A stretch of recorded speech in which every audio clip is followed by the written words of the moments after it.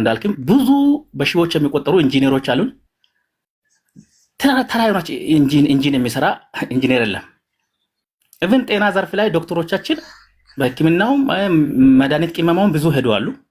ኢንጂነር አለን። ዘኔም ኢንጂነር ድራይቭ ኢት ፍሮም ኢንጂነር ከተባልክ ኢንጂንን ነው የተማርከው። ኢንጂንን መፍጠር መቻል አለ። የለንም ኢንጂን የሚፈጥር አገል ማለት እና ኳሊቲ ላይ ሰርተው ምን ያህል ተማሪ እየወደቀ ቅድም አንስታል። አንድ ተማሪ ያስመዘገበውን ውጤት አንስተናግረ ባዮሎጂ 91 ሌላው 100 ነው ያመጣው። በዚህ አጋጣሚ አገርን ለማፍረስ ለሚፈልገውም ከኢትዮጵያ ጋር ጫማ ለማለካካት ለሚፈልገውም አንድ ሳይንቲስት ተገኝቷል። ኬሚስትሪና ፊዚክስ 100 ይሰራ ሂሳብን 100 ይሰራ ነገ የፈለከውን መሳሪያ መፈረቅ የሚችል ሳይንቲስት ብሔርተኞች ለምን አልጨውም ብላል። ልጁ የማዕከላዊ ኢትዮጵያ ክልል አላባ ተወላጅ ነው። በብሔሩ ካሊድ ብሔርተኞች የሚጠቅማቸው ከሆነ እኛ አላባ ላይ ስታዲየም እየተሰራ ስለሆነ ገቢ የሚሰጡን ከሆነ ብሔርተኞች ተወዳድራችሁ ወስዳችሁ የኔ ነው ብላችሁ አስፈርማችሁ እንድትጮሁ በገንዘብ እንሰጣችኋለን። እኛ የምንፈልገው ልማት መስራት ስለሆነ በዚህ አጋጣሚ በዚህ ሄድ ሌላ ለማለት የሚፈልገው ትምህርት ፖሊሲ ላይ የተሰራው ነገር ጥሩ ነው፣ መሄድ አለበት። ያ ካልሆነ አንድ ጊዜ ኬንያ ላይ ሪፉጂ ካምፔን ነው ማለት ነው ኢንተርቪው ሲያደርጉን ኢንተርቪው ሲትገባ ዩኤን ላይ ያው በየትኛው ቋንቋ ብለው ጠይቀዋል። ትግርኛ ነው፣ አማርኛ ነው፣ ኦሮምኛ ነው ብለው ጠይቁ። አንድ የሆነ አካባቢ መጥተው አንዱ ምን ይላል? እኔ ከፍተኛ ፍርድ ቤት ዳኛ ነኝ አለ። 3 ዲግሪ አለኝ አለ። ነገር ግን ኬንያ ላይ 3 ወር የቆየ ገበሬ ነው የተረጎመለት። በቋንቋ ደረጃ እኮ ነው ዶክመንቱ ቢታይ ይገርማል። ይሄን ማያት አለባችሁ። ትምህርት ፖሊሲ ላይ ፕሮፌሰር ብርሃኑ ነጋ መምጣቱን ሰዎች የሚያብዱት አንተ እንዳልከኝ በስም ኢህአዴግ እኮ እናውቃለን። እኔ ኢህአዴግ ተወላጅ ነኝ። እኛ አካባቢ ተወካዮች የሆኑት መጀመሪያ ቲታይም የሌላቸው ናቸው። በ2 ዓመት ኮርስ ነው ዲግሪ ተሰጥቷቸው ቅድስተ ማርያም ያው ኢህአዴግ የራሱን አመራሮችን ከታች እስከ ላይ በዶክመንት ለመሙላት የግል ትምህርት ቤቶችን እስከ መንደር ነው የዘረጋው። በግል ትምህርት ቤት ብር ያለው ገዛ። ያኛው 2 ዓመት ኮርስ ውስጥ ቲቲሲ ኮርስ 2 ዓመት በ2 ወር በክረምት እየዳግ ዲግሪ ገዛ። ያው አመራሩ ከሞላ ማለት ነው። ቅድም አንተም ጠቅሳል።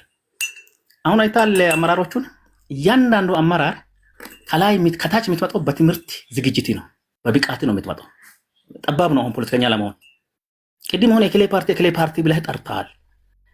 ኢትዮጵያ ላይ እኮ እስከ ቅርብ ጊዜ ፓርቲ የምትመሰረተው ወደ ስልጣን የምትመጣው ለምንድን ነው? ለሀብት ነው። ህዝብን ዘርፋ ስልጣን ከያዝ ከተመቸ ሀገርን ዘርፋ ሀብታም ለመሆን ነው። ስልጣን መያዝ ካልቻለም በብሔር ስም እየነገድክ ገንዘብ ነው የሚሰበስበው። ከኢጅፕት ትወስዳለህ፣ ከደጋፊዎች ትወስዳለህ። በዚህ ለዳስፖራ ክብር አለን። የዳስፖራን ክብር ዝቅ እያደረጉ አሉት። አንዳንድ አለግባብ ቦታ ላይ ገንዘብ እየሰጡ አለግባብ ነገር የሚሰሩ ናቸው። ዳስፖራ እንዳላችሁም የሀገር ጀርባ አጥንት ነው። እዚህ ጋር ማስከራ ያልፋሉ ማለት ነው። ዳስፖራዎች እንደቀድሞ ነገር መገንባት ላይ ተመለሱ ለማለት ፈልጌ ነው። በትምህርት ይሄን ካል የሽግግር መንግስት ይላሉ። ይሄ መንግስት አልቆለታል ይላሉ ትላለህ። እኔም ማለት ኢትዮጵያ እኮ የተሸጋገረች ነው ቴዲ። ሰሞኑን እኔ ኢትዮጵያን የሚያውቃት ነው የሚመስለኝ፣ ኢትዮጵያን ህዝብ የሚያውቅ ነው የሚመስለኝ። የሰሞኑ ግድብ በችግር ውስጥ ያለቀ ግድብ ኢትዮጵያዊነትንና ኢትዮጵያን የኢትዮጵያ ህዝቦች ምን አይነት ህዝቦች እንደሆኑ እንዲያውቅ አድርጎኛል። ጥቁሩ ነጩ በአንድ እግር ቆሞ ጀግንነታችን ጉብዝናችን እየተናገረ ስላጨበጨበ ኢትዮጵያነቴን እንደገና እንዲያውቅ አድርጎኛል ነው። ይሄ መንግስት የሚወድቅ ከሆነ እነሱ እነማን ናቸው? ባለፈው ተሰብስበው ሄዶ ጁዋር ወጣቶችን ሲቀሰቅስ ምንድነው እና ሲባት ነጋ ናቸው እንዲያደርጉት ወረቀለ ሲባት ነጋ ጋር ተሰበሰቡ። ሲባት ነጋ ተመልሶ አሁን ቲፒኤልኤፍ ከኢሳያስ ጋር በመስራቱ ምን አይነት ኢንተርቪው ነው የሰጠው በወየና ላይ ማለት ትችላለህ ማለት ነው። እና ጁዋር እኮ አባይ ግድብ ላይ የክሌ ሐውልት ይሰራ፣ ግድቡ የክሌ ይባል፣ ንጋት ሐይቅ የተባለው ሐይቁ የክሌ ተባል ተብሎ እኮ ፔጅ ላይ የሚለቁ ናቸው። የኦሮሞ ወጣት ዛሬ እንዳትቀሰቅስ ቅድም ስለ አጽዎቹ አትናገር ብላል። አሁን ስለ ጁዋር አትናገር ነው የሚለው። የጁዋር ትውልድ ዘመን አትናገር ነው የሚለው ያለው ትውልድ። ከማንም በላይ የኦሮሞ ወጣት ፖለቲካ ያውቃል። ከማንም በላይ ኢትዮጵያዊ ሆኗል። በተለይ በብሔርተኞች ሲንመራ ነበር ነው። ከማንም በላይ ኢትዮጵያ ሆነናል። ድሮ እኮ ስለ ኢትዮጵያ እንድንናገር አይፈቀድም። ሀገሪቷ ራሷ ኢምፔረር ነች ነው የምትባለው፣ ጮካኝ ነች ነው የምትባለው፣ ገዳይ ነች ነው የምትባለው። ታውቃለህ ሀገር ዛሬ እና ጀዋር እየሰሩ ያሉት ነገር በግልጽ ኢህአዴግ ድሮ ቲፒኤልኤፍ ጊዜ በፖለቲካሊ ሽባ የሚታረገው በሚስጥር ነው። ዛሬ እኮ ካርድን ሲባልን እያሉ እኮ በአንድ አካባቢ እየሄዱ ሰውን እያገዳደሉ እኮ ነው። በሶማሌና በኦሮሚያ ድንበር አካባቢ እኮ ከሁለቱም በኩል ወጣምሻዎችን መርጦ ዱሪዎችን መርጦ ገንዘብ ሰጥቶ እኮ ህዝብ እያገዳደለ እኮ አሁን ነው ገና ወደ ጨለማ ጉድጓድ እየሄዱ ያሉት። ስለዚህ የሚፈርስ መንግስት አይኖርም። መንግስትን የሚተኩ አካላት የሚመርጡ አካላት ይመጣሉ ብዬ ነው የሚያስበው። አመሰግናለሁ። በቀጣይ ሰዓት እመጣለሁ። ይርታቸው ቴዲ እንግዲህ መድረኩ ተከፍቷል፣ ትግሉ ተጀምሯል። እኔ ትልቁ ከህዳሴ ግድብ ቀጥሎ የፋኖ አንድነት እንደገና በጋራ አስወጣኝ አለ በታች አደረከኝ። ኦኬ ላይ ያየው ነበርና ፋኖ ስል ደነገጠ እንደ እንትኑ ኢንተርኔት እንትኑ ቲክታክ ደነገጠ እንደ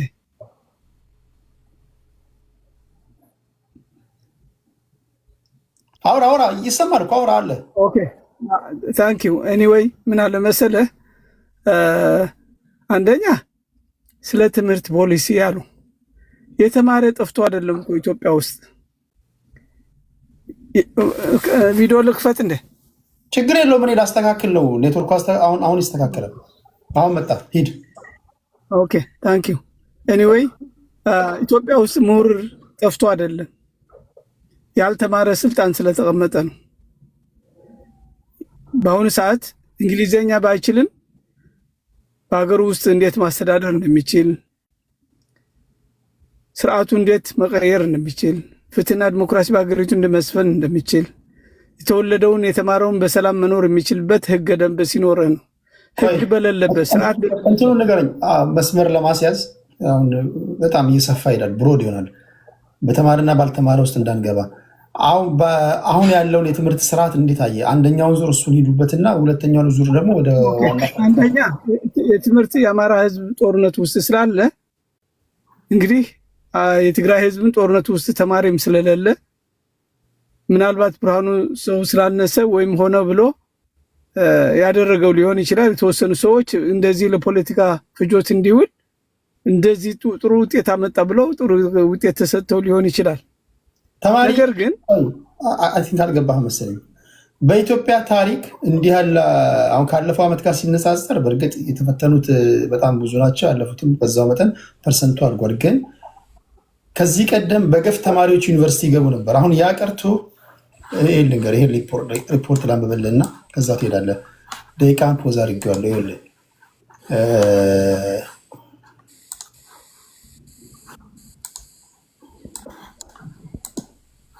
ይሰማል? አዎ ይሰማል። በ2017 ፈተናውን ከወሰዱ 48929 ተማሪዎች 48929 ተማሪዎች ናቸው ያለፉት። 8.4% ተማሪ ማለት ነው። ከነዚህ መሃል ፈተናውን 585882 ተማሪዎች ተፈተኑ ወደ ዩኒቨርሲቲ መግቢያ ማለት ነው። ከነዚህ ውስጥ ያለፉት 48929 ተማሪዎች ብቻ ናቸው። ይሄ ምን ይነግራል? ብዙ አልፎ አይደለም፣ ብዙ ወርቋሉ። እና ይሄ የትምህርት ጥራትን ያሳድጋል ወይስ በአንተ ትንታኔ ምንድን ነው? አሁን እኮ እነዚህ የእውነት ከሆነ በውሸት እንደተገዛ ዶክተሬትና እንትኑ እንዳይሆን ነው በስጋት ለፖለቲካ ፍጆት እንዲውል ይህን ቁጥር ይህን አደረግነ ብሎ የኢትዮጵያ ውስጥ እንግዲህ የማይዋሽ የለም። ቄሱም ጳጳሱም ለኑሮ ሲል ይዋሻል። አድርግ የተባለው ከጠቅላይ ሚኒስትር ተልእኮ አይባልም አለልህም። አረ በመድኃኒዓለም ቆይ ሊጨርስልህ ቢያምህም ዋጣው። ማንም ቢሆን አንዴ ስማኝ። ቴዲ ይሰማል ሲባል እንደውም ይሄን ያህል እንደው ነውር አይደል? ህዝብ ላይ መጫወት ነው። መጀመሪያ አጀንዳውን በደንብ ስማ። አጀንዳው የተገዛ የተሸጠ ምናምን አይደለም። 2017 ወደ ዩኒቨርሲቲ መግቢያ ለፈተና ከተቀመጡ 585882 ተማሪዎች መሃል 48929 ብቻ አለፉ። ኦልሞስት በፐርሰንት ብታስቀምጡት ከ92 ከ89 በመቶ በላይ ወድቀዋል። የትምህርት ሚኒስትሩ የምናተኩረው የትምህርት ጥራት ላይ ስለሆነ የወደቁ ተማሪዎች በዝተዋል። እኛ የምናተኩረው ትምህርት ጥራት ላይ ነው፣ ብዛት ላይ አይደለም አሉና እሳቸው እንዳሉት ይሄ የትምህርት ጥራትን የሚያመጣ ነው ወይስ የማያመጣ ነው? እንዴት ታየዋለህ? ሰርቲፊኬት ስለመገዛት ስለመሸጥ አይደለም እዚህ ጋር እንግዲህ ባለው ስርዓቱ የተሰጠው ትዕዛዝ እየሆነ ያለው የተማሪ እንግዲህ አብዛኛውን የወደቀው በሙሉ ወደ ወታደር ይገባል። ጥራት ያለው ተማሪዎቹ ወደ ቦታ ለማስያዝ የብልጽግና ሰዎች ሆነው እንትን ይላል። ግን በሀገሪቱ ውስጥ እዚህ አሜሪካ ወይም ካናዳ አንተ የምትኖረው ብትወድቅም ሌላ ኦፖርቹኒቲ አለ፣ ትማራለህ። ሌላ ቦታ መደ እዛም ባታልፍም የምትማርበት ኢቭን በትልቅ ሆነህም የምትማርበት እድል አለ። ነገር ግን አገሪቱ ያለውን ችግር አለፉ። እነዚህ 48,000 ነው ያልካቸው 400 ምናምን እንትን አለፉ ያልካቸው ሰዎች ጥሩ ነው። አገሪቱ ብታስተምር ደስ ይላል። ጥራትም አለው የለውም ብቻ ሳይሆን እነዛም ለብቃት ባያልፉም ግን ያው ከዛ ደረጃም ተምረዋል ማለት ነው። በተማሩት ግን እኔም የምፈልገው በተማሩት ላይ ያለውን ኪሳራ ብትማርም ባትማርም በአገሪቱ የሰላም እጦት ችግር ስላለ አሁን ተምረሃል ብለህ ብታልፍም እውነት በትክክለኛው ተግባር ተምረው አልፈዋል ወይ? የትኛው ብሔር ነውስ ያለፈው? የአማራ ክልል አለ ወይ? ዩኒቨርሲቲ እየተማሩ ነው ወይ? ትምህርት ቤት አለ ወይ? ትግራይ ውስጥ አለ ወይ? ስለዚህ አሁን ከጥቅሙ ጉዳቱ ያመዝናል እያልኩ አይደለም። የተማረው እድል ገጥሞት የዛ ብሔር ምናልባት በስልጣን ደርሶ ሊሆን እድል ስላለው በሰላም ተምሮ አልፎ ሊሆን ይችላል። ነገር ግን አጠቃላይ በኢትዮጵያ ውስጥ ያለውን ችግር ትምህርት ማጣት አይደለም። ቅድም ወደ ትምህርት ማጣት ብቻ ሲያወራ ስለነበር የመጀመሪያው ካድሬ ማለት ነው። በሰላም መኖር ስላልቻለ የተማረውን ኃይል ወደ ስልጣን ስላልመጣ ያልተማረው ኃይል ስልጣን ጨብጦ በማያውቀውን በውሸት ዲግሪ ገዝቶ ተምሬያለሁ ብሎ በተግባር ስራ መስራት ስለማይችል ነው። ይህ ዋና ስርዓቱ ካልተቀየረ ይህ ተማረውም ነገ የሚጠፋ የሚሞት የሚባረር ከሀገሩ ሊወጣ የሚችል ይሆናል። ያልተማረው ደግሞ ነገ ስልጣን ይዞ ሊመጣ የሚችልበት መንገድ ሊኖር ይችላል። መጀመሪያ ግን ህገ መንግስቱ ነው ለመላው የኢትዮጵያ ህዝብ ሰላምና ዲሞክራሲ የሚያሰፍን። ከወያኔ ህገ መንግስት መላቀቅ አለበት። ያንተ ብሔር ነገድ ማንካ በለው የኔ አማራ በለው ሌላ ኦሮሞ በለው ህገ መንግስቱ ሲቀየር ከብሔር የጸዳ ከዘረኝነት የጸዳ ሁሉም ዜጎች መብታቸው እድላቸው ነፃነት ምግብ በልቶ አንዳንዴ እኮ ተማሪ ሆነህም ምግብ ስታጣ ረሃብ ስትወርቆ የምታጠናው የምትማረውን በአግባቡ ላይ ላታጠና ትችላለህ። because you don't have enough money, you don't have good food, you cannot get what the requirement in your life. ስለዚህ አሁን ብርሃኑ አይቼዋለሁ። ጧት ብርሃኑ አለ ብለው ነው የጻፉት። ብርሃኑ አለ ተብሎ በቃፍታ ሁመራ ወይም ወልቃይት ጠገዴ ዶክተር ብርሃኑ ይህን ያህል ውጤት አመጣ ብሎ የተጻፈው ነው አንብቤዋለሁ ጧት። ስለዚህ እኔ ያለኝን ግን የኢትዮጵያ ህዝብ ሁሉ ቢማር አገሬ ሀብታም ብትሆን ሁሉም ኢትዮጵያዊ ብታስተምር። ተጽፎ ያነበብከው ምንድን ነው ያነበብከው? ያው ብርሃኑ ፕሮፌሰር ብርሃኑ ነጋ የትምህርት እንትን ጥራት ያለው እንደዚህ አለ ብዙ ተማሪዎች ውጤታማ ያደረገ ትምህርት እንደሰጠ ከጥራቱ ከብዛቱ ጥራቱ የሚል ያለው እንትን ያነበብኩት ያየሁት ማለት ነው። ስለዚህ ግን ምን አለ መሰለ ሜን ፖይንቱ ትምህርት ማነስና ያልተማረ ድሮ አባቶቻችን ሳይማሩ አገር ሲያስተዳድሩ ነበር። ዩኒቨርሲቲ ኮሌጅ ሃይ ስኩል በሌለባት ኢትዮጵያ ጊዜ በሰላም በኩልነት በፍትህ ዜጎች የትም ቦታ ሰርቶ የሚኖርባት በልተው ጠጥተው የፈለጓትን አግኝተው የሚኖርባት ሀገር ነበረች።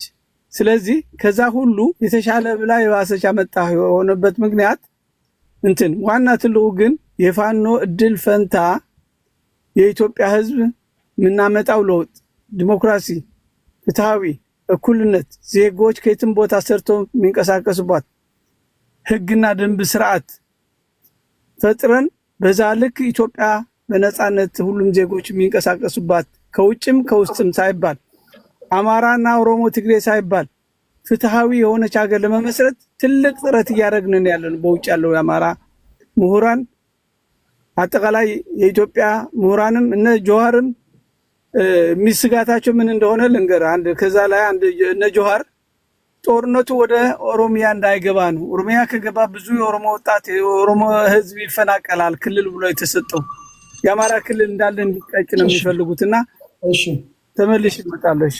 ጋይስ አቶ ይርታቸው እኔ አንድ ነገር ሲሪየስ ልንገራችሁ። በሲሪየስ መግባት ግዴታ አይደለም። መግባት ግዴታ እኮ አይደለም። አንድ ነገር በትምህርት ጉዳይ ፋኖ እያልክ ኦነግ እያልክ ይሄ ምላሳችሁ ላይ የተነቀሳችሁት አባዜ እኮ ነው። በነገራችን ልክፍት እኮ ነው። የፖለቲከኛ ተቀዳሚ ተግባሩ ቶፒኩ ምንድን ነው? አውቄ ነው ዝም ብላችሁ እኮ ህዝብ እንዲታዘባችሁ ነው። እኔ በተደጋጋሚ እየነገርኳችሁ ነው። ይሄ አንድ በአንድ ውርደትን አንድ በአንድ እያልኩ ማስቆጠረ ዘመን ነው፣ የምትቀበልበት ዘመን ነው። ፕሊዝ በዛው መጠንም እኔ ማከብራቸው ፖለቲከኞች የምታከብሯቸው ፖለቲከኞች አሉ። ምን ይናገራሉ ምን ያወራሉ ብላችሁ በጉት የምጠብቋቸው ማታቁ ከሆነ ወይ ከፖለቲካው ገለል ብሉ ወይ ተዘጋጅታችሁ። ሁሉም ነገር ፋኖ ሁሉም ነገር ኦነግ አይደለም። አሁን የመጀመሪያውን ዙር በትምህርት ጉዳይ ላይ ያንተ እይታ ምንድን ነው? ህዝብ ይታዘባል። አሁን ይሄ ሪከርድ ሆኗል፣ ለታሪክ አታጠፋውም። ምን ታደርገዋለሽ? ለዘላለም ይቀመጣል። ይሄ ሚሊዮኖች ያውታል። ይሄን ጉዳዩ ቲክቶክ ላይ አይደለም ታውቃላችሁ፣ ሚሊዮኖች ያውታል። ይሄ እዚህ ብቻ አይደለም፣ ገና የሚያዩ ኦዲየንሶች አሉ፣ ይጠብቃሉ። እዛ ላይ የሚጽፉላችሁ ኮመንት ያላችሁ። ስለዚህ ፕሊዝ ተጠንቀቁ። እኔ ቴሌግራም ላይ ጽፌላችሁ እንደገና ራሴ ተናግሬ ከዛ ነው የመጣሁት። ዝም ብዬ አይደለም የመጣሁት እንደምታውቁት።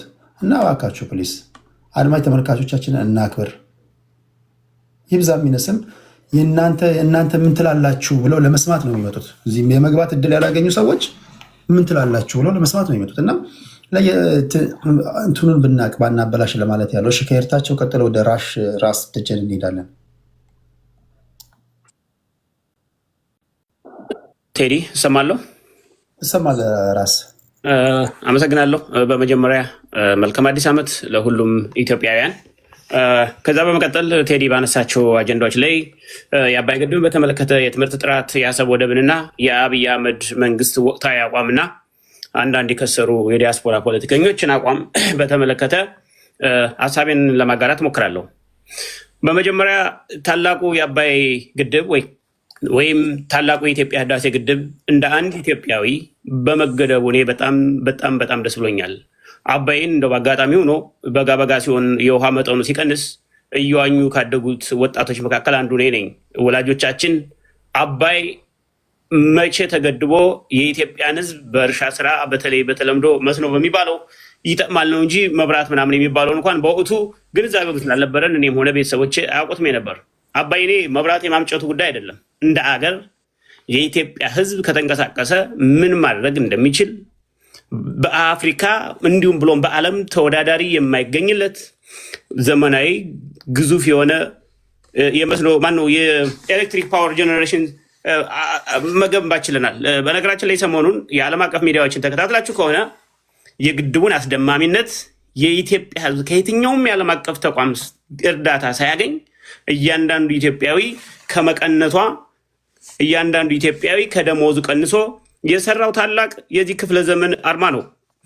ይህን ካልኩኝ ታላቁ መለስ ዜናዊ በእውነት ክብር ምስጋና ይግባው። በ20ኛው ክፍለ ዘመን ሀገራችን ኢትዮጵያ ካፈራቻቸው በጣም ምጡቅ አይምሮ ካላቸው መሪዎች መለስ ዜናዊ ነው። እሱ ይህንን ደፍሮት ከሱ በኋላ ደግሞ የመጡ መሪዎች የየራሳቸውን ኃላፊነት ወስደው ስለሰሩት እኔ አባይ ባያመነጭ በራሱ ውሃ መያዛችን ብቻ ለወደፊቱ ኢትዮጵያን በቀጠናው ለሚኖራት ጂኦፖለቲክስም ሆነ በኢኮኖሚ አንጻር አካባቢውን የአየር ጸባይን በተመለከተ ትልቅ ጠቀሜታ አለው። ስለዚህ የአባይ ግድብ መገደብ የሚቃወም ኢትዮጵያዊ እኔ ምን ልለው እንደምችል አላቅም። ስለዚህ በኢትዮጵያ ብሔራዊ ጥቅም ላይ ፋኖ ወይም የፋኖ ደጋፊዎች ቅንጣት ታክል አንደራደርም። አገራችን የምታደርገውን በአባይ የመጠቀም መብቷን 100% እንደግፋለን። ትልቁ ችግር ግን ምንድን ነው? በወቅቱ የሀገሪቱ ጠቅላይ ሚኒስትር ሲያቀርበው የነበረው ለታላቁ ህዳሴ ግድብ መለስ ዜናዊና ሌሎቹ የነበራቸውን አበርክቶ በተግባር በስነስርዓት አልተገለጸም ብዬ ነው ማምነው። እንደነዚህ አይነት ታላላቅ ስራ የሰሩ ኢትዮጵያ መሪዎች በፖለቲካ ባይሸፈኑ ሁሉም በልካቸው ቢነገርላቸው እጅግ በጣም ደስ ይለኝ ነበር። ለማንኛውም ፔትሮ ሳሊኒ የሳሊኒ ኩባንያ ዋና ስራ አስኪያጅ የመለስ ዜናዊን እውነቴን ነው የምልህ እኔ እንዴት አይነት አምቢሽን የነበረው እንዴት ታላቅ መሪ እንደሆነ በግልጽ ለሰፊው የኢትዮጵያ ህዝብና ለሌላው በዓለም አቀፍ ደረጃ ለሚያዳምጠው ሁሉ እውነታውን ስለተናገሩ በዚህ አጋጣሚ አድነቅ እፈልጋለሁ። ይህ ማለት ግን መለስ ዜናዊ በዘመኑ በአማራ ህዝብ ላይ ያደረሰው በደልና ጭቆና አልነበረም ማለት አይደለም። ጥሩ ሲሰሩ ጥሩ የሰሩትን እናመሰግናለን፣ መጥፎ የሰሩትን ደግሞ መጥፎ ጎኑን ስናነሳ በዛ የምናደርጋቸው ይሆናል። እኔ አባይን ግድብ በተመለከተ እንደ አንድ አማራ ኮንሰርን የሚያደርገኝ ይህ ግድብ ተገድቧል። ከዚህ በኋላ የፓወር ዲስትሪቢሽኑ የመብራት ስርጭቱ በትክክል የኢትዮጵያ ህዝብ በእኩልነት ይዳረሳል ወይ፣ ፍትሃዊ የመብራት ስርጭት ይኖረዋል የሚለው ግን ማስመር ፈልጋለሁ። ለምሳሌ የአማራን ክልል ብትወስዱ ፓወር ሳብስቴሽን የለም። እኔ ለምሳሌ ትምህርት ቤት ስማር ጭስ በአፍንጬ እንትን እያልኩ ነው። ምንም መብራት የሚባል ነገር አካቴውም የለም። እኛ በኩራዝ ወይም ላምባ በሚባለው ነው እያበራን ያለ ነው። ስለዚህ በአማራ ክልል ፋብሪካዎች በሙሉ የቆሙ ናቸው። ምክንያቱም የመብራት ስርጭት የሚባል ኦልሞስት አማራ ክልል ዜሮ ነው ማለት ይቻላል። ማንኛውም ሰው ክልሉን ያየ ሰው መመስከር ይችላል። ስለዚህ ከዚህ በኋላ የመብራት ስርጭቱ የኢትዮጵያ ህዝብ በእኩልነት ባለው ተደራሽነት ሁኔታ ይደረጋል ወይ የሚለውን በሂደት አብረን የምናይ ይሆናል። ስለዚህ በህዳሴው ግድብ በተመለከተ ያለኝ አቋም ይህን ይመስላል። ሌላው የትምህርት ጥራትን ነው በተመለከተ ነው። እኔ የትምህርት ጥራት አንደኛውም ኢትዮጵያ ውስጥ ይሄ በየጊዜው ሰው የሚጨፈጭፍ የሚያርድ ትውልድ የተገነባው የሚመስለኝ የትምህርት ጥራቱ የመበከቱ የትምህርት ጥራቱ የመላሸቁ ምልክት ይመስለኛል። ስለዚህ በትምህርት ጥራትን በተመለከተ እኔ እጅግ የትምህርት ጥራት ሲሪየስሊ መወሰድ መቻል አለበት ብዬ አምናለሁ። እንዲሁ ዝም ብሎ ግፋፎ መጋፈፍ ሳይሆን ነገ የኢትዮጵያን ህዝብ ችግር ሊፈታ የሚችል ማሰብ የሚችል ማገናዘብ የሚችል ትውልድ መቀረጽ አለበት። እሱን ለማድረግ ደግሞ በጣም የትምህርት ስርዓቱ መሻሻል ያስፈልጋል ብዬ አስባለሁ። ነገር ግን አሁን ለምሳሌ ባለው በሰሞኑ የኢትዮጵያ የሀገር አቀፍ መልቀቂያ ፈተናዎችን በወሰዱ ተማሪዎች ውጤትን በተመለከተ እኔ በትክክል ሁኔታው የተገመገመ አይመስለኝም። ምክንያቱም አብዛኙ የአማራ ትምህርት ቤቶች በጦርነት መሃል ያሉ፣ መምህራን በቅጡ የማያስተምሩ፣ ተማሪዎች አመቱን በሙሉ ተገቢው የሆነ ትምህርት ያላገኙ፣ ሁለተኛም ደግሞ ለምሳሌ ወደ ገጠር አካባቢ እኔ የተወልጄበት ባደኩት አካባቢ ያሉት ትምህርት ቤቶች በሙሉ ዝግ ናቸው። ስለዚህ ይሄ ባለበት ሁኔታ እንዴት አድርጎ ግንዛቤ ተወስዶ ነው? ያ ማለት ግን ሰነፍ ተማሪዎች የማለፊያ ውጤቱን መመዘኛ ያላሟሉ ተማሪዎች ይለፉ እያልኩ አይደለም። የአማራ ክልል ለምሳሌ የአማራ ተማሪዎች በልዩነት ሁኔታ የወደቀ ተማሪ ካለ ድጋሜ ትምህርት እንዲሰጥ እድል እንዲሰጠውና ድጋሜ እንዲፈተኑ መደረግ አለበት ብዬ ነው የማምነው። ምክንያቱም ለምሳሌ እኔ የወንድሜ ልጅ ተፈትናለች፣ እህቴም ትንሽ እህቴ ተፈትናለች። ምናልባት ከአለው ወደ 8 ነው 9 ወር የትምህርት ሰሌዳ ውስጥ እኔ እንጃ 3 ወር በቅጡን መማራቸው እርግጠኛ አይደለሁም። ይሄ ባለበት ሁኔታ የትምህርት ጥራት ማስከበሩ እንደተጠበቀው ነው። አማራ የሚባለው ምድር ጎንደር፣ ጎጃምና ሸዋ እንዲሁም ወሎ ክፍለ ሀገሮች የትምህርት ስርጭቱ እጅግ በጣም ዝቅተኛ ስለሆነ መምህራን በአግባቡ አላስተማሩም፣ ልጆቹም ተረጋግተው አልተማሩም። ዛሬ በዚህ ሰፈር ጦርነት ጥይት ይጮሃል፣ በዚህ በኩል ይመጣል። ስለዚህ ይሄ ባለበት ሁኔታ የትምህርት ጥራት ለማስከበር ተብሎ ተማሪዎች ተስፋ ቢስ እንዳይሆኑና ነገም ደግሞ ትውልዱ ወዳልሆነ ሁኔታ እንዳይሄድ ዘንድሮ ለወደቁ የአማራ ክልል ተማሪዎች እንደገና 12ኛ ክፍል ገብተው በድጋሚ እንዲማሩና ፈተናውን ድጋሚ እንዲወስዱ ማድረግ የመንግስት ወይም የትምህርት ሚኒስቴር ኃላፊነት ነው ብዬ ሀሳብ መስጠት ፈልጋለሁ። ከዛ በተረፈ ስለ አሰብ ምናምን በተመለከተ እንደሱን ነገር ትንሽ ጫፉ ልድበት። በመጀመሪያ እኔ አሰብን ለማስመለስ ጦርነት ያስፈልጋል ብዬ አላምንም። እኛ ጦርነት እንደምናስበው በቴሌቪዥን እንደምናየው ቀላል አይመስለኝም። ጦርነት ትውልድ ይበላል። ጦርነት የሀገር ኢኮኖሚ ይበላል። ጦርነት ዲፕሎማሲ ያበላሻል። ይህ ሁኔታ ባለበት ሁኔታ ጦርነት ያስፈልጋል ብዬ አላምንም። ከዛ በተረፈ ግን እንደ የአማራ ልጆች በዚህ ሰዓት የህልውና አደጋ ውስጥ ያለን ህዝቦች በመሆናችን ስለ አሰብ ወደብ የምናስብበት ሁኔታ የለም። እኛ አሁን ለነፃነታችን እየተዋደቅን ነው። አብይ አህመድን የሚያስወግድልን የትኛውም ቡድን ቢመጣ እንደግፋለን። ያ ማለት ግን ኢትዮጵያ ሁልጊዜ በጨለማ ውስጥ ስኖር እያልን አይደለም። ግን እኛ ቅድሚያ የምንሰጠው ለነፃነታችን ነው። ለነፃነታችን እየታገለ ስለሆነ ቅድሚያ የምንሰጠው እሱ ነው። ድል ድጋሜ ሲሰጠኝ የአብይ አህመድ መንግስት ወቅታዊ ሁኔታ ለማብራራት እሞክራለሁ። ቴንክ ቴዲ። ቴንክ ዩ ራስ። ለአሰራር እንዲመቸኝ ቅድስት መሐመድ በየርታቸው ቦታ ስለሆነ የገባ መሐመድ ላስቀድመው ነው። ወደ አንቺ እመጣለሁ። ቅር አይልሽማ? እንደዚህ በቀደም ተከተል ስለመሄድ መሐመድ አለ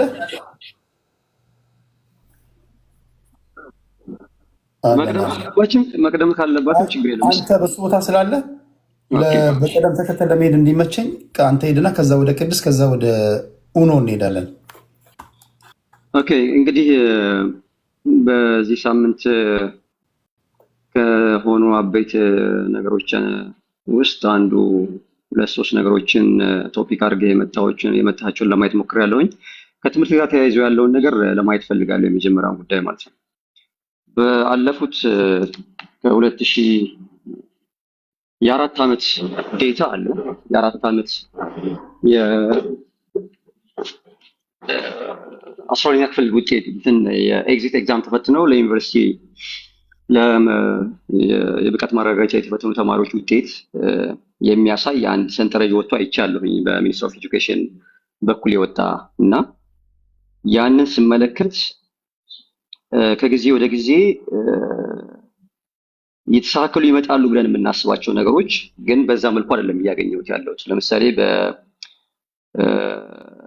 ይሄ የ2017 16 15 እና 14 ነው እጄ ላይ ያለው። በ2014 3.3% ብቻ ነበረ ያለፈው እንደምታውቀው ማለት ነው። ከጠቅላላው ከተፈተነው ውስጥ 3.3% ነው ያለፈው። ወደ 96.7% የሚሆነው ተማሪ ወድቋል። ያ ተማሪ ምን እንደሆነ አናውቅም ቤዚካሊ ማለት ነው። ድጋሜ ተፈትነዋል ወይስ የሚለው ነገር ራሱ የራሱ ጥያቄ ስላለው ማለት ነው። ይሄ አዳዲስ ተማሪዎች ናቸው የተፈተኑ ያሉት በየአመቱ ወይስ የወደቁ ተብለው ለምሳሌ አምና ወደቁ የተባሉት ድጋሜ ተፈትነው እነሱን ከዚህኛው ቁጥር ጋር እየገቡ ነው እየተሄደ ያለው የሚለው ነገር የራሱ የሆነ እንደምታ ስለሚኖረው ማለት ነው። እንደገና በ2015 ኦልሞስት 96.8% ነው ጨምሯል የወደቀው ራሱ እዚህ ጋር 0.1% ራሱ ቀላል አይደለም ወደ አብሶሉት ነበር ስትቀይረው ማለት ነው። 2016 ላይ 94% ነው የወደቀው 94.6% ሪላቲቭሊ ከቀደሙት ዓመታት ቀንሷል እያልን የምንሄደው። 2017 91.6% ነው ያው የዘንድሮ ማለት ነው 91.6% አካባቢ ከያ ማለት ወደ 8.4% የሚሆኑ ተማሪዎች አልፈዋል። ከዛ ውጭ ያሉት ወድቀዋል ብሎ ማለት አስቸጋሪ ነው። ምን እንደታሰበ ስለማላቅ ማለት ነው። የቮኬሽናል ትሬኒንጎች ውስጥ የሚገቡ ሊኖሩ ይችላሉ። ከዛ ውስጥ ይሄ የሚያሳየው ኳሊፋይድ ሆነው የዩኒቨርሲቲ ኢንትራንስ ኤግዛም ውጤቱን ይሄ ማክሲመም ያመጡ ተማሪዎችን ይመስለኛል አልፈዋል ተብሎ የተቀመጠው። ከዛ ውጭ ያሉት ደግሞ በተዋረድ በኮሌጆች በቮኬሽናል ትሬኒንጎች የሚገቡ ተማሪዎች ሊኖሩ ይችላሉ ብዬ ስለማስብ ይሄ ዳርክ ሳይኮሎጂውን መከተል አልፈልግም።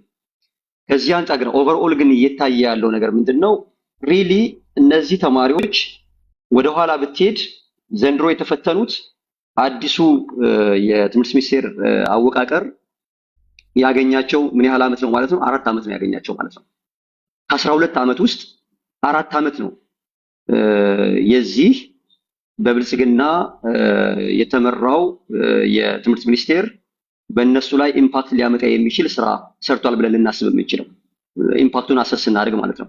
ሶ ያ በሆነበት ውስጥ ከታች ጀምሮ ይሄ ቤስት ከሚባሉት ታይሞች ጀምሮ ልክ የሰሩ ይመስል ክሬዲቱ ሙሉ በሙሉ ለነሱ የምንሰጥበት አግባብ አለ ብዬ አላምንም። አሁን ላለው የሚኒስትር ኦፍ ኤጁኬሽን አመራሮች ማለት ነው። ፎር ዳት ማተር አይ ዶንት ኖ ምን ያህል በቅርበት እንደምታውቅ አላውቅም። ትልቁ ችግር እንደውም ያለው የኳሊቲ ኦፍ ኤጁኬሽን በተመለከተ የካሪኩለም የሚቀርጹ ሰዎች አብዛኛዎቹ እነማን እንደሆኑ ታውቃለህ።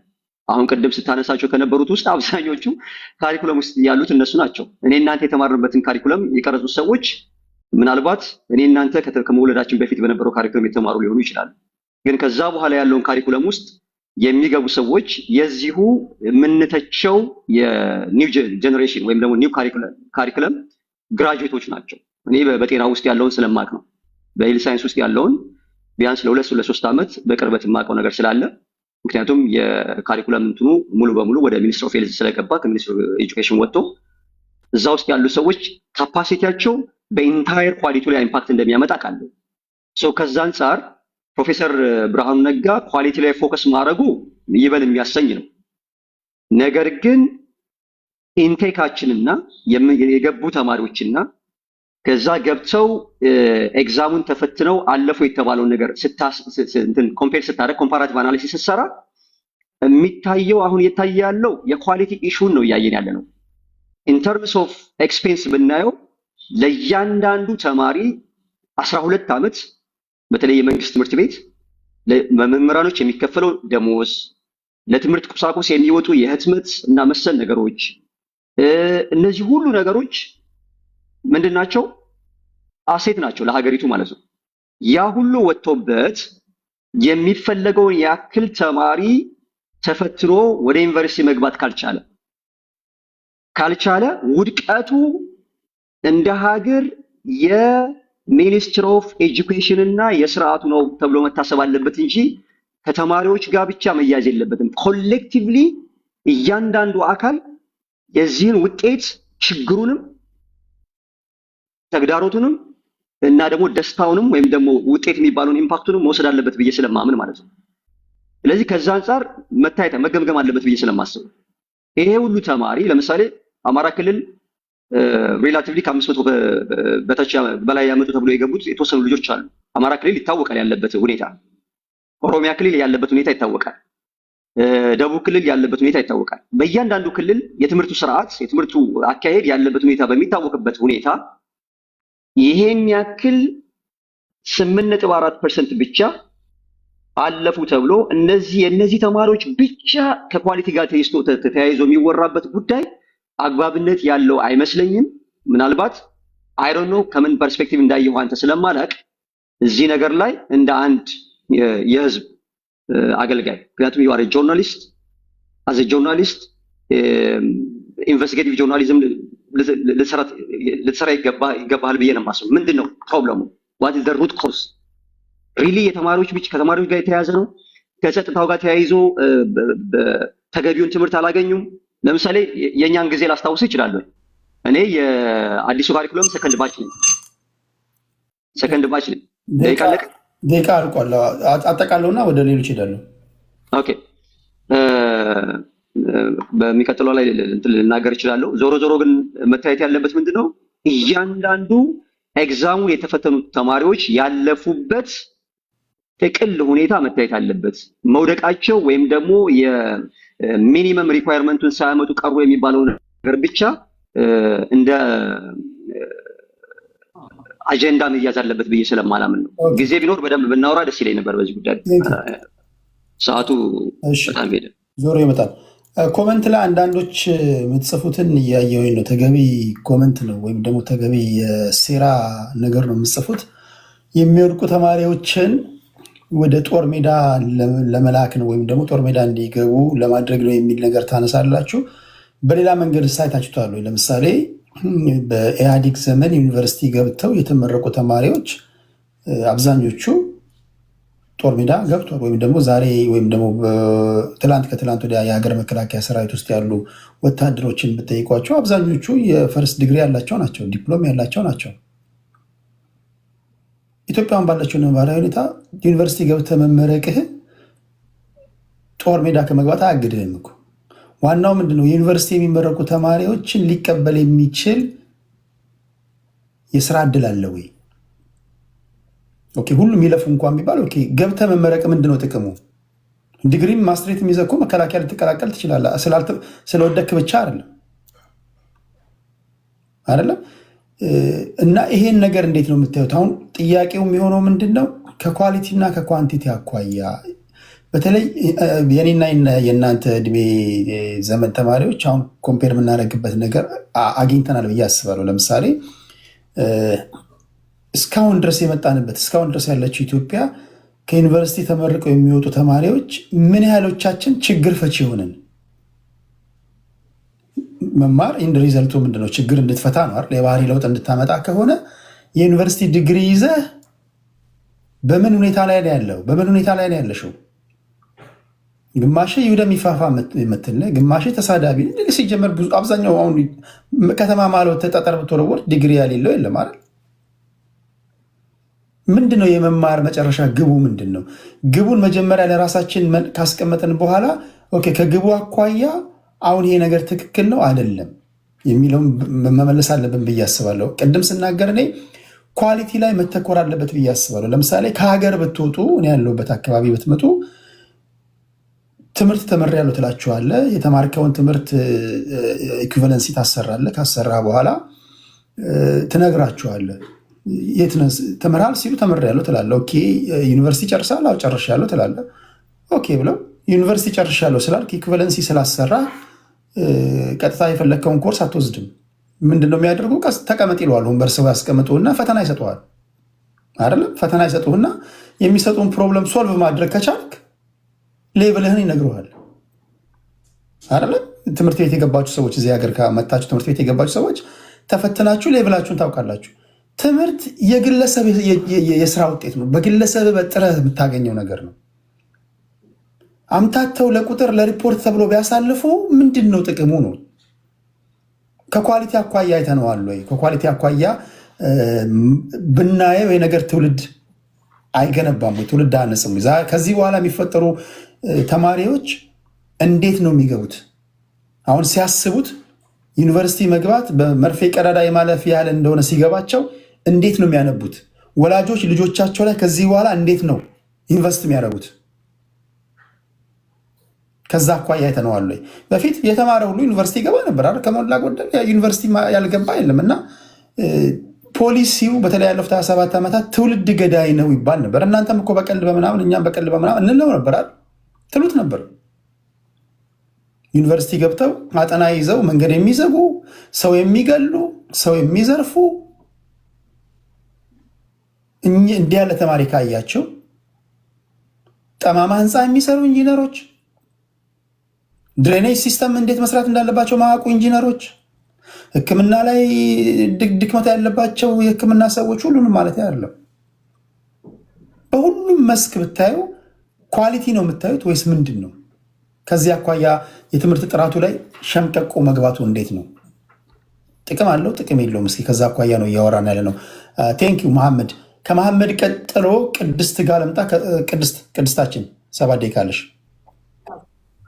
አመሰግናለሁ። ሁላችሁንም ከታችም ከላይም ያላችሁ እንኳን ለ2018 ኢትዮጵያ ዘመን አቆጣጠር አደረሳችሁ ለማለት እወዳለሁ። የትምህርት ጥራትን እንግዲህ ስናስበው የመጣንበትን ወደኋላ ሂደት ብሎ ማየት በጣም ወሳኝ ነው ብዬ ነው የማስበው።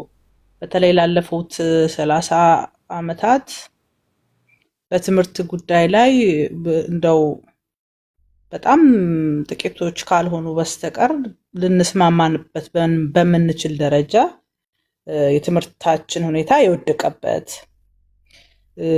ወረቀት ከመያዝ የዘለለ የኢትዮጵያ ትምህርት የባህሪም ሆነ የክህሎት ለውጥ ተማሪዎች ማምጣት የማይችሉበት ግን በጣም ብዙ ዲግሪዎች የታተሙበት እንደ ጉሊት ሽንኩርት እስኪመስል ድረስ በየቦታው የተቸረቸረበት በየሰፈሩ የኮሌጆችና የግል ትምህርት ቤቶች ለንግድ የተከፈቱባቸውና ትውልድ ገዳይ በሚባል ደረጃ የሄደበት በጣም አሳዛኝ ሁኔታ ውስጥ የቆየንባቸው ሂደቶች አሉ። እንግዲህ በተለይ ከለውጡ በኋላ ፕሮፌሰር ብርሃኑ ወደዚህ ወደ ትምህርት ሚኒስትርነት ሲመጡ በዋናነት ትኩረት ያደረጉት አንዱ ለትምህርት ጥራት በጣም አንዱ ጉድለት ተብሎ የሚታሰበው የጥራት ጉዳይ ነው። በተለይ የፈተና ስርቆት በመንግስት መዋቅሮችም ጭምር የሚደረግ ነበረ። የክልል ርዕሳነ መስተዳድሮች የኔ ክልል ተማሪዎች ዘንድሮ ይሄን ያህል ቁጥር ማለፍ አለባቸው ብለው ወስነው ከቻሉ በሌቦች አሰርቀው ፈተናውን አለበለዚያ ጉቦ ሰጥተው ፈተና ቀድሞ የሚወጣባቸው ሂደቶች ነበሩ። ፈተናው እንኳን ቀድሞ ባይወጣ የመጡ ፈታኞችን በሬ እያረዱ ሄደው በቪኤት እየተቀበሉ ዳጎስ ያለ ገንዘብ እየሰጡም ጭምር ጎበዝ ተማሪዎች ሰርተው እዛ ክፍል ውስጥ ላለ በሙሉ እንዲሰጡት ሲደረግበት የነበረ ነው። በተለይ አዲስ አበባ ደግሞ የግል ትምህርት ቤቶች ያው ንግድ ስለነበር ይሰሩ የነበረው አንድ ጎበዝ ተማሪ ተጠርቶ ትምህርት ቤታችን ማነስ የለበትም ሰርተህ መስጠት አለብህ የሚል ይሄ ያለፍንበት ነው። መወሻሸት አያስፈልገው። በስነ ስርዓት ሌብነት ሲካሄድበት የነበረ ሱፐርቫይዘሮች ፈተና ሲመጣ በቃ በጣም አበባዮሻቸው ነው ከፍተኛ ገንዘብ የሚያገኙበት ነው። እንዲህ አይነት በጣም ለትውልድ የማይታሰብበት ከዛ ደግሞ ከዚህ የሚወጡ ተማሪዎች ከዩኒቨርሲቲ ሲወጡ በየክፍለ ከተማ የሚያንገላቱን በየሆስፒታሉ የብዙ ሰው ህይወት የሚቀጥፉ በኋላ ሲሰራ የታችሁ ከሆነ ለ10 ዓመት ያስተማሩትን ትምህርት መምህራን ራሳቸው ሲፈተኑ 20% ብቻ ያለፉበት ለ10 ዓመት ያስተማረውን ትምህርት ተመልሶ ሲፈተን ማለፍ ያልቻለ መምህር ግን ደግሞ መምህር ነው ተብሎ እንደገና ተማሪዎች የሚያስተምርበት የትምህርት ስርዓት ውስጥ ነው የቆየ ነው። ስለዚህ ፕሮፌሰሩ በጣም ብዙ ጊዜ ሲናገሩ አይታችሁ ከሆነ ትምህርት ከዚህ ቀደም የተማረ ሰው ከድህነት መውጫው የተሻለ በሮች የሚከፈቱለት የሚያስብ የሚያሰላስል ሀገርን መምራት የሚችል ትውልድ የሚፈራበት ነው። ከቅርብ ጊዜ ወዲህ ግን የታየው እነዚህ ነገሮች ሙሉ ለሙሉ ጠፍተዋል። ስለዚህ ሰዎች ተምረው ተስፋቸውን ስራ ማግኘታቸውን የተሻለ የኑሮ ዘይቤ የሚመሩበት መንገድ መሆኑ ቀርቶ በቃ የተማረ ሰው እንደውም የማያስፈልግበት ሰዎች ለምን 12 ዓመት ይለፋሉ? ትንሽ የመጽሐፍ ማንበብ ከቻሉ በዛም በዚህም ብለው ገንዘብ ማግኘት ከቻሉ በቃ ምን ያደርጋል የሚል ሜንታሊቲ የፈጠርንበትን መሰበር አለበት ብለው ያስባሉ። በተለይ ብዙ ጊዜያቸውን ውጪ ስለኖሩ ስካንዲኔቪያ ሀገራት በብዛት የጠቅላይ ሚኒስትሩም ልጅ የተራው ማህበረሰብም ልጅ አንድ ትምህርት ቤት ገብተው ነው የሚማሩት። ስለዚህ የመንግስት ትምህርት ቤቶች በተለይ የትምህርት ጥራት ስላላቸው የትኛውም ዜጋ ትምህርት በነፃ አግኝቶ መወዳደር የሚችልበትን እድል መፈጠር አለበት እና በብዛት የመንግስት ትምህርት ቤቶች ጥራታቸውን እየጠበቅን የተሻለ ነገር እየሰጡ እንዲሄድ ማድረግ አለብን። የግል ትምህርት ቤቶች ደግሞ ለንግድ ሳይሆን ትውልድ ለማፍራት አስበው መስራት አለባቸው የሚል በደንብ ጠንከር ያለ አቋም ይዘው ነው ወደ ትምህርት ሚኒስትርነት የመጡት። ከዛ የመጀመሪያ ስራቸው የነበረው ኩረጃን አቆም። ኩረጃን ለማቆም እንግዲህ በጣም ብዙ ርቀት ሄደዋል። የመጡትን ውጤቶች አይተናል። ግን ይሄ ሲደረግ በጣም አደገኛው ነገር ያው ሁልጊዜ የሆነ ነገር መጀመሪያ ስትሆን ዋጋ የሚከፍል ትውልድ አለ። በዚህ 4 ዓመት ውስጥ ያየናቸው ተማሪዎች ዋጋ ከፍለዋል። ምክንያቱም መነሻቸው መሰረታቸው ዝም ብሎ ስለነበረ ምንም የውሃ ላይ መሰረት ነው የነበራቸው። ዝም ብሎ ማለፍ ተማሪ መጣል አይቻልም የሚል ነበረ ከዚህ በፊት ዝላችሁ ከነበር በኢህአዴግ ሰዓት። እንዴት ተማሪው ክፍል ውስጥ ገብቶ ተምሮ ከወደቀ አንተ ነህ ተጠያቂው የተባለ አስተማሪው መጽሐፍ ማንበብ የማይችሉ ልጆችን ዝም ብሎ በገፍ ያሳልፍ ነበር። እንዲህ አይነት ልጆች ናቸው መተው በኩረጃ ሲያልፉ የነበሩ ልጆች ናቸው መተው የሆነ ቦታ ላይ ሲደርሱ ነቅነቅ ማለት አትችልም ተብሎ 3% ምናምን ስናሳልፍ የነበረበት ማለት ነው። ይሄ ከኋላ የነበረብን መሰረታዊ ችግሩ ሳይቀረፍ ቶሎ መጥቶ እንትን መባሉ ብዙ ልጆችን ዋጋ አስከፍሏል። በነገራችን ላይ እንደኔ አይነት ደግሞ ልጆች አውቀው ችለው ቢያልፉ የሚደሰቱ ወላጆች በዚህ ጉዳይ ላይ አልተከፉም። ልጆቹ ቢወድቁ ነገ አሻሽለው እንደገና ሰርተው መምጣት ይችላሉ ብለው ያስባሉ።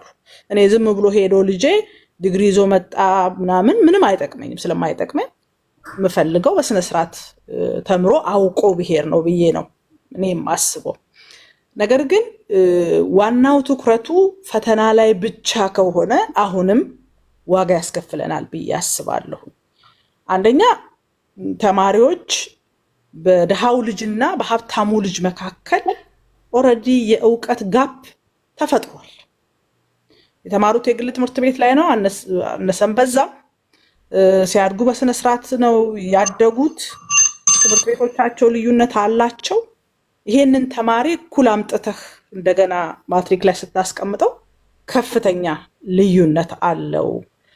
ሌላው ለትምህርት ጥራት የሚያስፈልጉ መሰረታዊ ነገሮችን ከታች መስራቱ ላይ አሁንም ትኩረት መስጠት አለበት። አንዱ ካሪኩለም ነው፣ ሌላኛው ኢኮኖሚው ነው። እኔ አዲስ አበባ ላይ ዞር ዞር ብላችሁ ብታዩ ልጆች እንኳን ተምሮ የተሻለ ሰው ሆኖ ፈተናን ለማለፍ አይደለም የዕለት ተዕለት ምግባቸውን መሸከም ያልቻሉ ልጆች ቤቱ ስላለችው ታማሚ እናታቸው ከትምህርት ቤት ምግብ የሚወስዱ ልጆች ናቸው። አንድ እንጀራ ምሳ ላይ ቢወስድ ግማሿን ቁርስ አድርገው በመሳቃቸው እንደገና ወደ ቤተሰቦቻቸው ይዘው የሚሄዱ ህፃናት ልጆች ያሉበት ነውና ከነዚህ ልጆች ምን እንጠብቃለን ነው። ቴንክ ዩ ቅድስታችን። በነገራችን ላይ ቀደመን ብየዋለሁ፣ አሁንም ደግሜዋለሁ።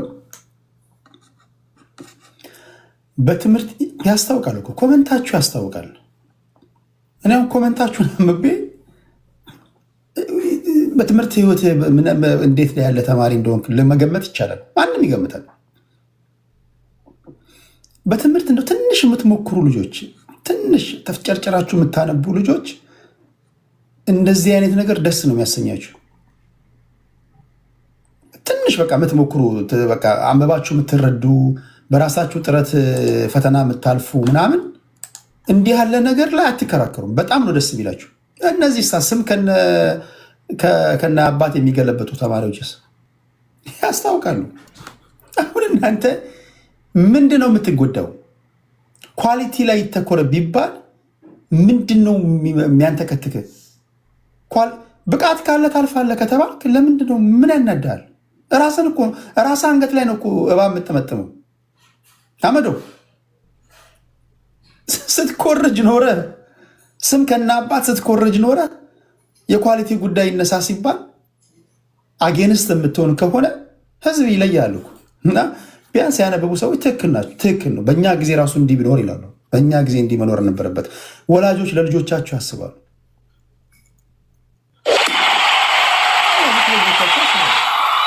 እና እኔ የምወልደው ልጅ ዩኒቨርሲቲ የሆነ ሰዓት ላይ እኮ መተረት ሁሉ ጀምሮ ነበር። ዩኒቨርሲቲ እና ሞት ለማንም አይቀርም እየተባለ ማለት ነው። በቃ የተማረ ሁሉ ይገባል። አሁን ግን ሲጠብቅ አንድ ነገር ሲጠብቅ ከባድ ሲሆን የምንሰጠውም ትኩረት የዚያ ነው ያለው። ሁለተኛ ለውጡን በእያንዳንዳችን ህይወት ላይ እናለን። በነገራችን ላይ ምንም ሳያነቡ ምንም የማያውቁ ሰዎች ደደቦች ተመርቀው ወረቀት ይዘው ስራ ካገኙ ባክፋየር ያደርጋል። ራሳችን ላይ ነው የሚመጣው አይደለም። ለምሳሌ እኚህ ሰዎች በየስራ ቦታ ይገባሉ። ጠበቃ ይሆናሉ፣ የህክምና ሰዎች ይሆናሉ፣ መሐንዲሶች ይሆናሉ። እኚህ ነው ሊያገለግሉን እንግዲህ የምንሄደው ቢሮቸው የምንሄደው።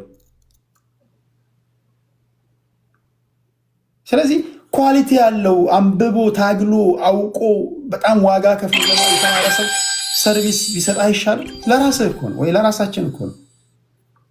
ባለንበት ሀገር ላይ ለትምህርት የሚሰጡትን ዋጋ ታውቃላችሁ አይደል? ለምሳሌ እኛ በህክምና ውስጥ ያለፉ ተማሪዎቻችን በጣም ጎበዝ ናቸው። ግን የትምህርት ጥራታችን ኦቨርኦል እሱን ስለሚያዩ ከሀገር ተሰደው ሲወጡ አሜሪካ ወይም ካናዳ ወይም ሌላ አካባቢ ላይ ዶክተር ነኝ ስላሉ ብቻ የዶክተር ስራ አይሰሩም። ብዙ የሚያልፉት ውጣ ውረድ አለ። ግን ኢትዮጵያውያን ለትምህርት ያላቸው ትኩረት በጣም በቃ ዩኒቨርሲቲ መግባት በመርፌ ቀዳዳ የማለፍ ያህል ነው የሚለውን ነገር ቢሰብ በትምህርት ኳሊቲያችን በዓለም የተመሰከረለት ቢሆንሳ ልጆቻችን ወይ ወንድሞቻችን እኮ ከሀገር ሲወጡም እኮ በሀገር አቀፍ ደረጃ ወይም ደግሞ ሌላው ሀገር ላይ አንቱ የተባሉ ነው የሚሆኑት አይደለም። ውጣ ውረዱም ጋብ ይልላቸዋል የሚል እምነት አለኝና ከራሳችን አኳያ ብናየው እኚህ ተማሪዎች ገብተው ሲወጡ የሚያገለግሉን እኛን ነው እና ሲመስለኝ ምናልባት ኮራጆችን ሊያስከፋ ይችላል የሚል ነው። 30 ሰከንድ ስጠኛለህ። አሁን ያልከውን ሀሳብ አንድ ጥቅስ ላንብብላችሁ። ያላወሩ ስላሉ ለእነሱ ልስታቸውና በተራ ቀደም ተከተል ለመሄድ ወደ እናንተ እመጣለሁ። ቴንኪው። ከቅድስት ቀጥሎ ራስ ደጀን ተናግሯል። ወደ ኡኖ እንሄዳለን። ታፕታፕ አርጉ። ታፕታፕ እያደረግ ይሄ ለመኮረጅ በኬሰ ድንጋይ ይዘህ የምትገባ አስኮራጅን በድንጋይ የምታስፈራራ በስለት የምታስፈራራ ሁሉ ያለህ አማራጭ ብቸኛው ኮመንት ላይ መሳደብ ብቻ ነው እየሆነ ያለው። እድሎች እየጠበቡብን ነው። ወይ አንብብ ወይ ቦታ ለቀቅ ለሚያነቡ ልጆች። እንደዚህ አይነት ነገር ነው ጨዋታው የተፈጠረብህ ያለብህ። እሺ ወደ ኦኖ እንሄዳለን። ቴንክ ዩ ቴዲ፣ አመሰግናለሁ ስላስገባኝ። ሁላችሁንም ሰላም ብያለሁ። ከትምህርት ስርዓቱ ልጀምርና ሌሎቹንም አጀንዳዎች አይቻለሁ ቴሌግራም ላይ፣ እነሱ ላይ ሀሳብ እሰጣለሁ። ከትምህርት ኳሊቲ ጋር በተያያዘ ስለ ትምህርት ኳሊቲ ሲነሳ የሚከፋው አለ ወይንም እንትኑ ጥብቅ መሆኑ የሚያስከፋው አለ ብዬ አላምንም። ሜይ ቢ አሰራር ላይ ነው ልዩነቶች ሊኖሩ የሚችሉት። ፕሮፌሰሩ የተናገሩት ነገር አለ የትምህርት ኳሊቲውን ፈተና ፈትነው ተማሪዎችን ስለጣሉ የሚያሻሽሉ መስሏቸው ይመስለኛል ያንን ነገር የተናገሩት። ያ አይመስለኝም። እኔ መፍትሄው የትምህርት ኳሊቲውን ለማሻሻል ከታች ነው መጀመር ያለበት። እነኚህ ተማሪዎች የሚያልፉባቸው ኢንስቲትዩሽኖች አሉ፣ ትምህርት ቤቶች አሉ። ከታች ጀምረ ከቀበሌ ከወረዳ ወደ ዞን እያደረግ ማሻሻል ትችላለህ ትምህርት ቤቶችን። አዲስ አበባ ላይ እንኳን እኔ በማውቀው የግል ትምህርት ቤትና የመንግስት ትምህርት ቤቶች የሚያስተምሩባቸው መጽሐፍቶች የተለያዩ ናቸው። የግል ትምህርት ቤቶች የራሳቸውን መጽሐፍት ነው አትመው ለተማሪዎች የሚሰጡት። ተማሪዎች እስከ 7ኛ ክፍል ድረስ የተለያየ መጽሐፍ ነው እያነበቡ የሚማሩት ኢትዮጵያ ውስጥ። ይህንን ሳናስተካክል እንደው ዝም ብለው ተማሪዎቹ ተምረው ከመጡ በኋላ ፈተና ላይ ይመጣል ለውጥ ያመጣል ብዬ አላስብም። 1,000 በላይ ትምህርት ቤቶች አንድም ተማሪ እንዳላሰልፉ ሰምተናል። ይሄ ትልቅ እንትን ይሰጠናል። ይህም በደንብ ያሳያል ሀገሪቱ ላይ እየተፈጠረ ያለውን ነገር ክሊር አድርጎ የሚያሳይ ነገር ነውና እንደኔ ችግሩን መፍታት ከተፈለገ ትምህርት ቤቶች ላይ መስራት ያስፈልጋል ብዬ ነው ማምነው። ብዙ ችግሮች አሉ። ቅድም እንዳነሳሁት የመማሪያ መጽሐፍትን በተመለከተ ኢቨን ሰላም የሌለባቸው ቦታዎች ላይ ለምሳሌ አማራ ክልልን ብትመለከት በጣም ብዙ ተማሪዎች አልተፈተኑ። እነኚህ ተማሪዎች ግን ሌሎች አካባቢዎች ላይ 9 ወርና 10 ወር ተምረው ከመጡ ልጆች ጋር እኩል ፈተና ተቀምጠው እንዲፈተኑ ነው የተደረጉት። እና እነኚህ ነገሮች መስተካከል አለባቸው። ዘላቂ ለውጥ የምንፈልግ ከሆነ ደግሞ እነኚህ ቅድም ያነሳኋቸው ኢንስቲትዩሽኑ ላይ መስራት አለብን ብዬ ነው የማስበው። ያ ለውጥ ሊያመጣ ይችላል። ለሚወድቁ ተማሪዎች ቅድም ሲናገር ሰምቻለሁ ይመስለኛል፣ እርግጠኛ አይደለሁም። እዚህ ላይ ሬሚዲያል የተፈተኑትን ተማሪዎችም ጨምሮ ነው አልፈዋል ብለው ያመጡልን በፐርሰንቴጅ።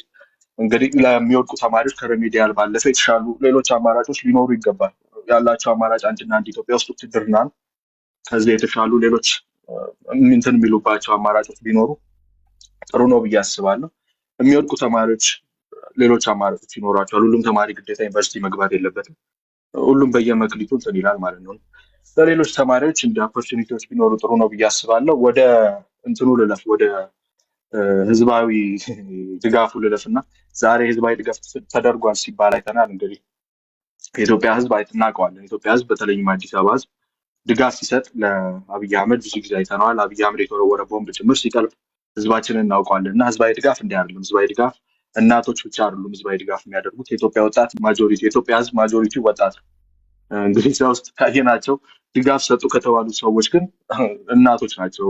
ክብረ በዓል ሊያከብሩ አሊያም እድር ምናምን ያለን የመስለው እናቶች ናቸው ተሰብስበው ያየናቸው። ግልጽ ያስታውቃል የመንግስት ሰዎች እንደሆኑ እዛ ጋር ሴፍቲኔት ምናምን ተጠቃሚዎች እንደሆኑ ሰብስበው ያመጧቸው እና እንደኔ የፕሮፓጋንዳ እንትን ነው እያወሩ ያሉት። የግድቡ ማነው ክሬዲቱ መውሰድ ያለበት የሚል አይቼ ነበረ ቴሌግራም ላይ። አብይ አህመድ ግድቡ ሲቀበል 75 በመቶ ተጠናቆ ነው ይህንን ግድብ የተቀበለው። 75 በመቶ ድረስ ያደረሱት ሰዎች ክሬዲቱ ይገባቸዋል ማለት ነው። የዚህን ግድብ ክሬዲት መውሰድ ካለባቸው እነኛ ሰዎች ክሬዲቱን መውሰድ አለባቸው፣ ዲዘርቭ ያደርጉታል። ከዛ ውጭ ግን መጨረሻ ላይ መጥቶ እንዲያው ክሬዲቱ ይገባኛል አይተናቸዋል። አብይ አህመድን ግሎሪፋይ ለማድረግ ነው እየተሞከረ የነበረው። አተካራውንም በመሀል የነበረውን ድብድብ አይተናል እና እንትን ከማለት ግድቡን ለአንድ ሰው ለመስጠት ከመሞከር ለሁሉም ክሬዲት መስጠቱ ያስማማል ብዬ አስባለሁ። ከኃይለ ሥላሴ ጀምሮ እነ መለስ ዜናዊን ሁሉንም ሬኮግናይዝ ማድረግ የሚያስታርቅ ሀሳብ ነው ብዬ አምናለሁ። ስለዚህ ያ ጥሩ ይመስለኛል።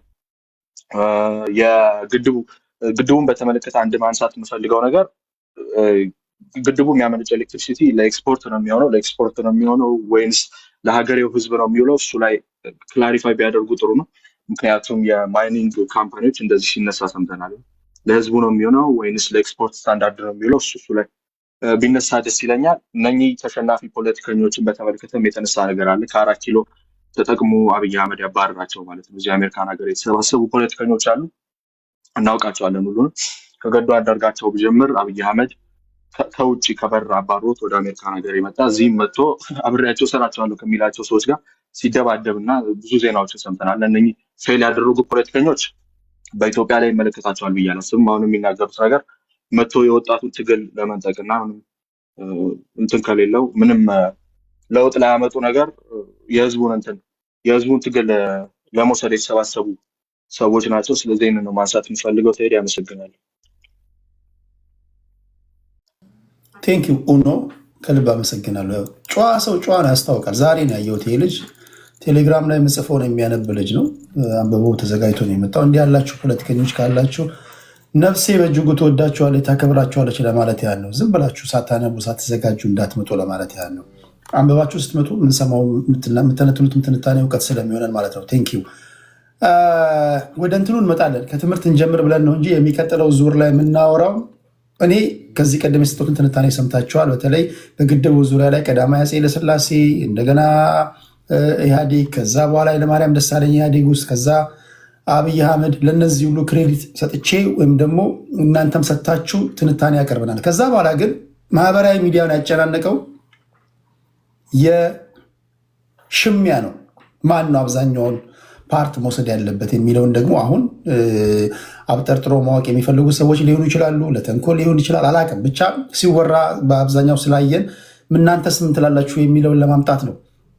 እዚህ ግድብ ላይ በይበልጥ ክሬዲት መውሰድ ካለበት እንደው ትውልድ ማወቅ አለበት ከተባለ ማነው መውሰድ ያለበት? ኢህአዴግ እንደሚለው 65 በመቶ ነው ሰርቶ ያጠናቀቀው። ብልጽግና 65 በመቶ ነው የተቀበለው። አብይ አህመድ አሊ ወደ ስልጣን ባይመጣ ኖሮ ይሄ ግድብ አያልቅም ነበር የሚሉ አሉ። እናንተ ምን ትላላችሁ ነው ቁም ነገሩ። በኃይለማርያም ደሳለኝ ዘመን ሜቴኮች